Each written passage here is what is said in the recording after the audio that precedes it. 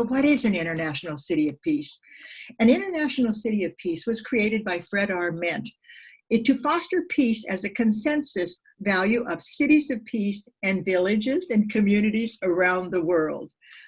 The mission is to network, encourage, document, and provide resources and information for leaders and organizations working to make peace values through their global Cities of Peace initiatives.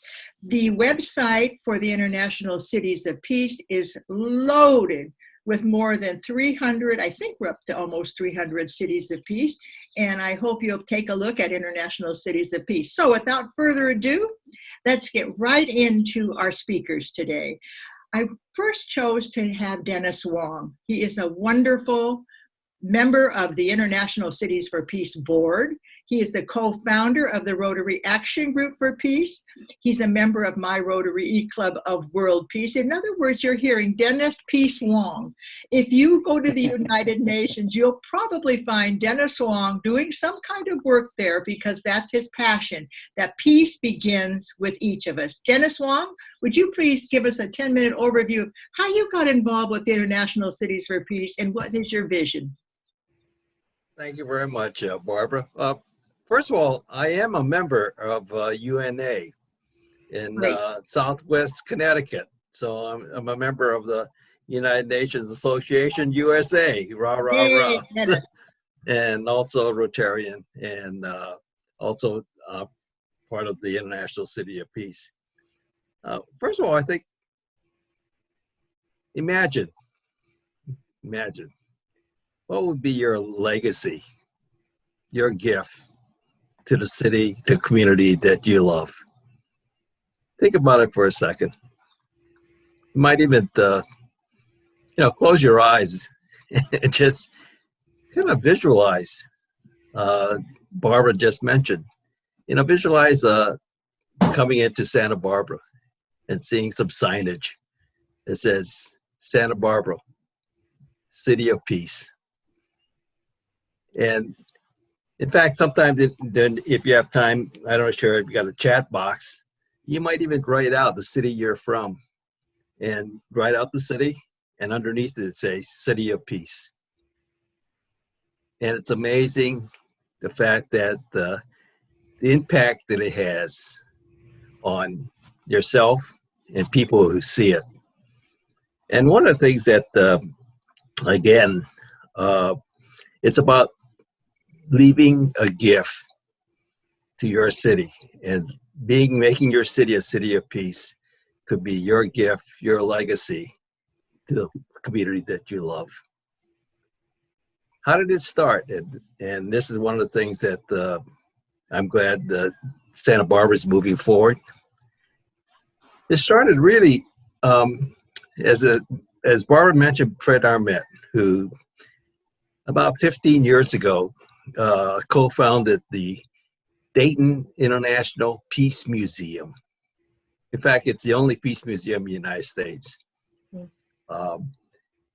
And he had done a lot of advocacy work, just like all of us have done, are doing, and will be doing. So it's basically, and then one of the local newspapers had an article about Fred and what he was doing and all the things he'd done for peace.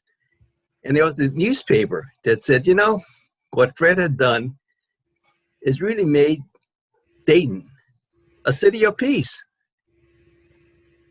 And Fred, being a good businessman, ex-advertising man, marketing man, says, that's it. We're a city of peace. So he formalized that idea and created Dayton as a city of peace. And it was the first city of peace. And from that, about 10 years ago, we have now over 300. And to be exact, I think 314 that could be announced this week. 314 in about 10 years.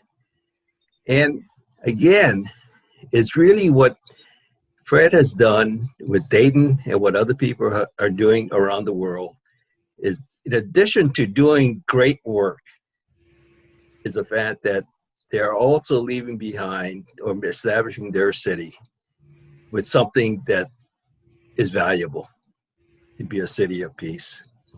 So think about it. And this is what could be your legacy, your gift to your city and community forever. And the thing is that, again, just imagine seeing the signs, seeing it on letterheads, whatever it is that you have. It really changes people's attitudes. It also it becomes, I think, part of your persona, seeing it. It's also, in some ways, maybe even an obligation in the fact that to really live up to that particular thing. And for, people, I when I give some presentation things, there's some people in real estate. I said, who wouldn't want to live in a city of peace? And so maybe even your values, your home values will go up. So it's really what I think it's so valuable to have an idea shared with your community and other people and who you are. And this is what we all are, as part of UNA, part of Rotary, part of the, what we do. And basically, it's not necessarily doing anything new. It's really what you've already done, are doing, and plan to do. It's really just formalizing your activities and also then getting the benefits of what you're doing and getting the idea of City of Peace. So I think I encourage you to think about this, think about what you can give back to your city and establish this idea of City of Peace. Really, I'm going to leave a lot of time for it's Brian Berman in Ojai and David Wick in Ashland, who are really established, really functioning and vibrant programs in their particular city. And then, of course, what I like to do is, the three of us, is really answer your questions. Really, it's about you. It's not about us. It's about you and our ability. And we're here to help you to establish and support and develop your cities of peace. So I thank Barbara for this opportunity. I really love this idea. Again, I think it's something that it's treasured and makes a difference. It can make a big difference in your community. So thank you very much. Thank you, Dennis. And it's a one-page application. Letter of intent is very short and it's very easy to do, and we'll go back into that in a minute. Thank you, Dennis. I appreciate you giving us time for our next speaker, Brian Berman. Brian Berman is the Ojai City of Peace. He is known internationally as a peace artist for peace. He co-founded Awakening Peace with his wife, Lisa, and Fred Arment got the award, and I got the award. And if you look at Brian Berman, wave your hand, and I'm going to go on speaker view, and he's going to, if you look closely at the back of his, what do you want to call it? You'll see this little, what is that over there? Tell us what it is, Brian, and start. Brian, you're on. Okay. Now Here I am. Awakening. Now you can say it. Okay. Thank you, Brian. So, yeah. Thank you, Barbara. Brian is the one who encouraged us to get started, and he sent us all the forms, and they were so simple and easy. So, Brian, please join us and tell us all about Ojai. Thank you. Thank you all. So I'll also try to keep this brief so that we can be assisting any questions that come up. Firstly, 1970, I became a yoga and meditation teacher. I recognized, especially during the war, that peace begins within me. I wasn't going to create world peace or even peace in our country because, those powers that are generating war are much, much greater than my willpower or my ability to create change And I learned very early on that I was the one responsible for my own state of peace. And so, as you see above my head, I have this Teach Peace logo. And that is really the basis, I feel, for the work that I do here in Ojai. Because when you teach somebody the ability for them to find peace within themselves, then that ripples out into the community. It affects their relationships right away. People say, what changed in you? And so this was really my main work for my entire adult life. And then in 2014, I just had this vision of cities of peace.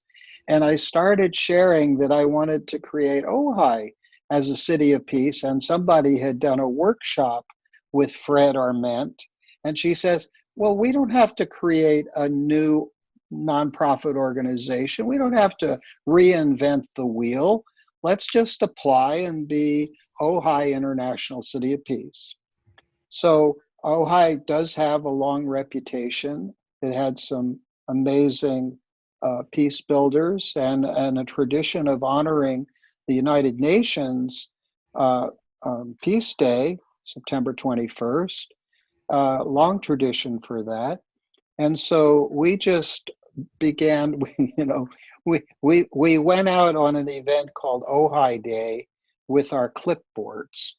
And we started just asking anybody on the street, would you want to live in a city of peace? Yes. Okay, why don't you sign our clipboard and we'll let you know how it goes, right? And when we told Fred that we had collected all these signatures, he said, that's really great, but that's not necessary. And you don't have to have there be a vote. It's really what you want to bring into the world for peace. And if you want Ojai to be a city of peace, then just let us know what it is that you're committed to. And so we applied in November of 2014. We became the 99th International City of Peace.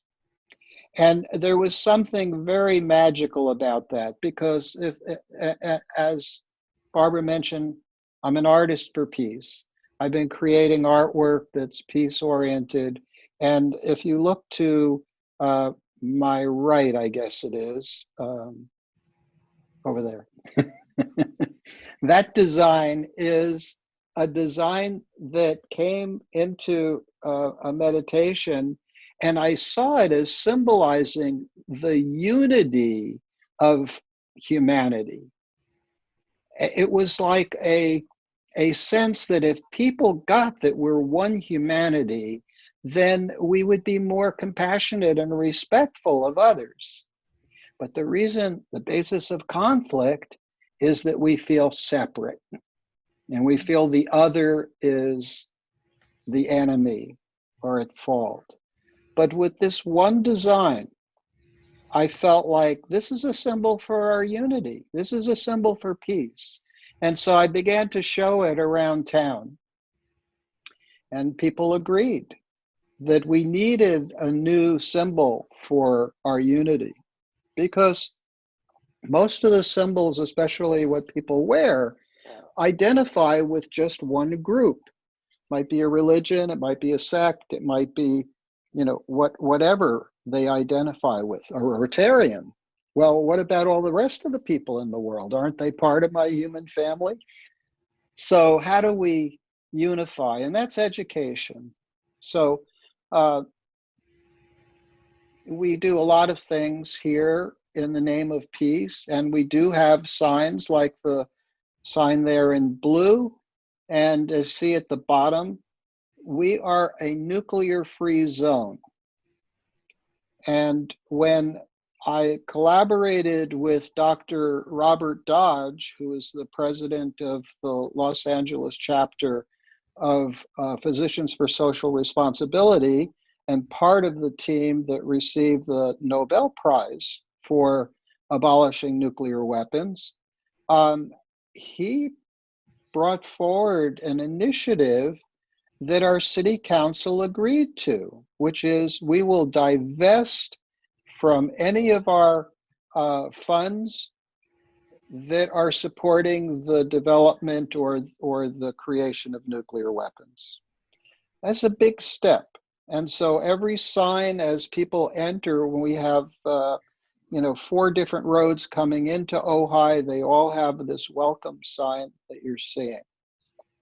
And just like Dennis says, just think about what that feels like to just know that you're entering a city of peace. This is very powerful for me, and this is really my legacy. I at one point, I'm not retired. I still make my living by my artwork primarily. And the point that I want to make is this is my legacy. I have decided that the rest of my life is focused on peace, and not that it is. It's like if one person, through my interaction, through our education, through the different groups that we have, if one person makes that decision that they really want to live in peace, then my life purpose is fulfilled. And I'm not a missionary, I'm not a zealot, but I am passionate about peace. So thank you so much for this invitation, Barbara. And thank you for agreeing when I asked you why not have Santa Barbara be a city of peace. And you're taking it exponentially. I had a dream the other night. I was just laying in bed and I was thinking of all of the cities in this Tri-County district, all of them. And it was like I'm like in a dream, and I'm thinking, oh yeah, Santa Paula, oh Fillmore, Moore Park, Oxnard, Westlake Village, Thousand Oaks, these are all in Ventura County. And so, yeah, let's have it be a sweeping region. Let's do it. Okay. This is going to be recorded, and that, so that when we get it up on our website, I will email all of you and start sharing this, because these are the experts that really understand the value of being a city of peace. Thank you so much, Brian. It was just, you just did a fabulous job of motivating us to even get more involved. Thank you. And now I'm going to go to, you're welcome. We're going to now move into Ashland, Oregon. Ashland, Oregon, there's such a history there, but David Wick has brought it, and his wife, Irene Kai, his partner, have brought it into its own, I don't know what you want to call it, like a nucleus of joy, because they're not only a city of peace, they have created a culture of peace. They work with Ambassador Chaudhry and created this culture of peace. And I think they're the only Ashland Culture of Peace Commission in the United States, so that might be a movement whose time has come too. He's the director for the Pathways to Peace. He's my friend. He's also the president-elect of the Rotary E-Club of World Peace. All of you together make such an amazing statement. We are all peacemakers, and together we're even stronger. So David Wick, take it away. Well, thank you very much. I'm delighted to be here with you. And if you could also do the screen share, and I'll go to it in a moment. Absolutely. I've been involved in the focus on peace building since, well, for most of my life, I'd say, but most specifically around 1980, involved with Pathways to Peace. And Pathways was one of the very forerunners of the whole, even the language of peace building that didn't exist before that. And with the International Day of Peace, helping that to become a reality. And so a lot of learning in the early days, and part of that was also a focus on the culture of peace. And this predominantly had come from, part of with the United Nations and UNESCO, and with Ambassador Chaudhry. Even Madison was very involved with this. David Adams was very involved as a director in UNESCO. And so most of my life was in the San Francisco Bay Area. When I moved up here to be in Ashland with Irene, this was in 2003, I brought along and really engaged the city in the International Days of Peace, which were wonderful, a great event, September 21. But it's come and gone. It's a wonderful day, but then on we go. And we started talking about how do we create this so it's sustained? What does sustained focus on peace building look like in this city? And I brought the whole idea of the culture of peace. It's really the foundation is there, approaching that all parts of the community are parts of the culture of peace. And culture of peace, and I'll just read this briefly to you. This is from the description background of the culture of peace. And David Adams, he quoted, "My experience and research have convinced me that the world is on the verge of the greatest change in human history, the transition from the culture of war that we have had for tens of thousands of years to a new culture, a culture of peace."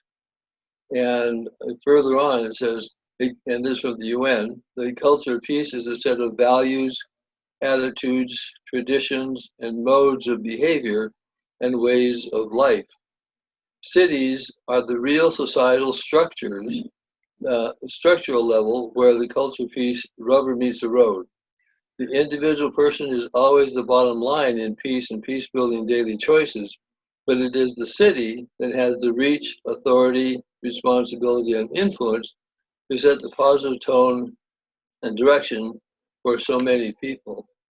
So focusing on that, we created the Ashland Culture of Peace Commission, which involved many people as involved in this. We worked with the city early on and around the culture of peace. And when we went to the mayor and the city council, they were saying, well, that's a nice thing, but we do make sure the water is on and we do roads and make sure the sewer is running, and that's what the city does.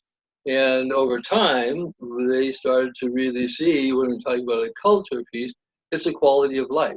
It's an identity. It's a choice in behavior.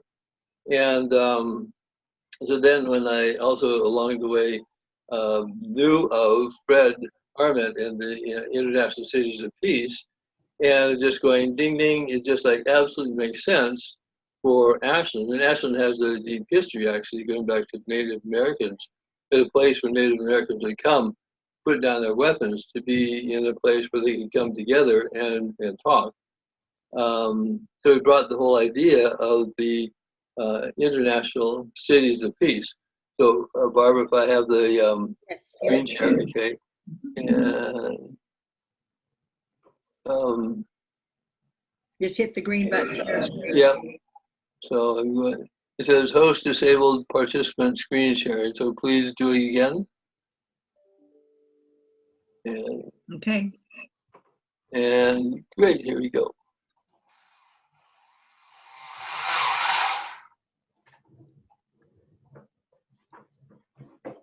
And so I'll just go through this quickly. So Ashland on May 16th, 2017 became the 163rd International City of Peace. And this is a shot of Ashland. It's a wonderful city, looks beautiful, and it's got its issues. It's got its own internal challenges in many different ways. But again, working with the city council and the mayor, this was on that May day when they approved becoming an International Cities of Peace. So we did it in the a more traditional way, getting their approval, and then also having a proclamation becoming an International City of Peace. And what we also did was to really celebrate this. So we had a city engagement where we had, rather than a ribbon cutting, we had a ribbon tying.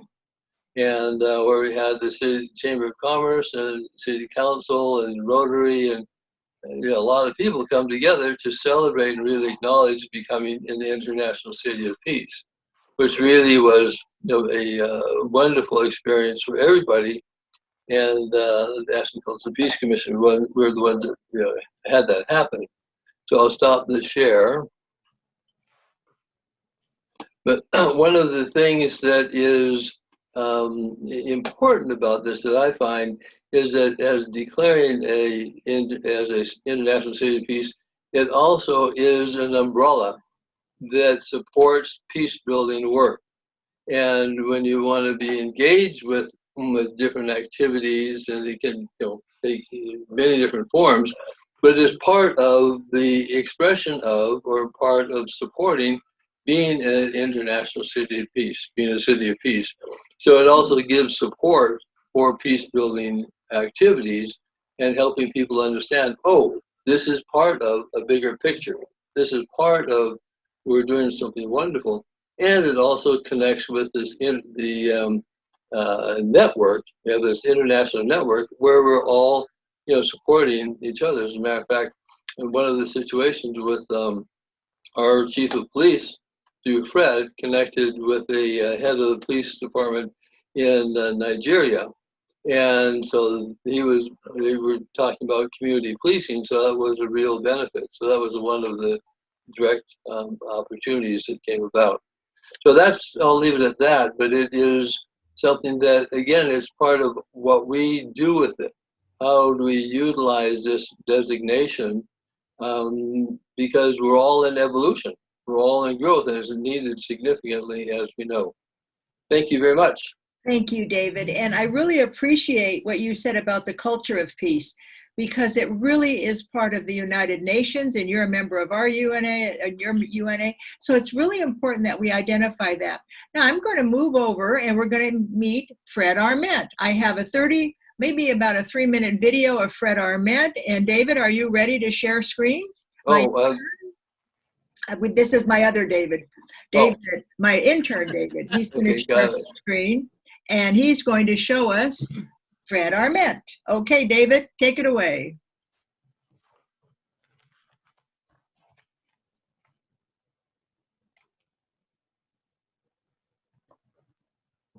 Well, that was Fred. Now we might be able to hear him. Let's see. What International Cities of Peace is about. It's creating beachheads inside places like Palestine. There's a city of peace in Palestine, and they have committed to democracy and lessening the violence and things like that. This is real peacemaking in an area of war and hardship. And 99% of the world is just making a living and just taking care of our families. So what we need to do is create a tipping point so that people are aware of that. And so International Cities of Peace is a way to do that. And we are having, pretty good success. We have, as of next week, we'll have 311 cities of peace in the world. And these are large cities. In Nanjing, they're changing the culture of their entire city. Beautiful. Beautiful.